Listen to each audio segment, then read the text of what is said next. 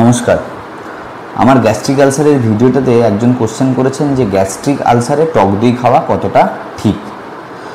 আজকে সেই প্রশ্নের উত্তর দেব আমি। গ্যাস্ট্রিক আলসারে টক দই খাওয়া একেবারেই আয়ুর্বেদিক দৃষ্টিভঙ্গিতে একদমই ঠিক নয়।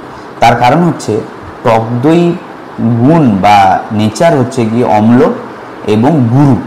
সেই কারণে টক দই গ্যাস্ট্রিক আলসারে, যেটা সেই ভিডিওতে আমি ডিসকাস করেছি খুব ভালো করে, যেটা টক দই গ্যাস্ট্রিক আলসারে পিত্তের সিক্রেশন বেড়ে যায়। এবারে এই টক দইয়ের অম্লতা এবং গুরু গুণ কী করে, পিত্তের সিক্রেশন আরও বাড়িয়ে দেয়। সেক্ষেত্রে অ্যাকিউট স্টেজে কিন্তু টক দই খেলে আপনার গ্যাস্ট্রিক আলসার আরও বাড়তে পারে। এবং দ্বিতীয়ত, রাত্রিবেলায় একেবারেই টক দই খাবেন না। যদি খুব খেতে ইচ্ছে করে মিষ্টি দই খেতে পারেন, যদি আপনার ডাইজেশন ভালো থাকে সেক্ষেত্রে আপনার মিষ্টি দই খেলে খুব একটা ক্ষতি হবে না।